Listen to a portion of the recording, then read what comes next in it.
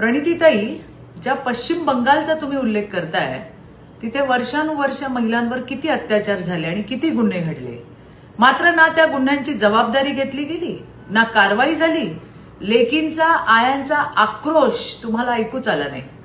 महाराष्ट्रात मात्र प्रत्येक प्रकरणात तात्काळ कारवाई होते.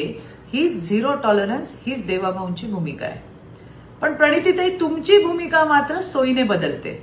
रात्री 9 नंतर बाहेर पडू नका सांगणाऱ्या तुमच्या दिदी अत्याचार करणाऱ्यांची पाठराखण करत होता तेव्हा तुम्ही गप्प होतात. बघा ताई, नसरापूरची घटना अत्यंत दुर्दैवी आहे. पण लक्षात घ्या, आरोपी आज पोलिसांच्या ताब्यात आहे आणि त्याला संविधानिक पद्धतीने कठोर शिक्षा म्हणजे फासावर लटकवल्याशिवाय देवाभाऊंच्या नेतृत्वातलं सरकार शांत बसणार नाही.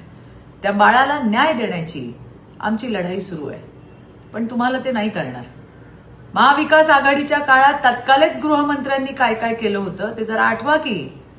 ताई, आज राज्यातील गुन्हेगार पकडले जात आहेत, लपवले जात नाहीयेत, की त्यांच्यावर पांघरून सुद्धा घातलं जात नाहीये. कुठलाही हरामखोर असो, त्याच्यावर कारवाई ही होतेच, जी आत्ताही झाली आहे. एक स्त्री म्हणून तरी कुठल्या विषयावर राजकारण करायचं याचं थोडंसं भान असू द्या.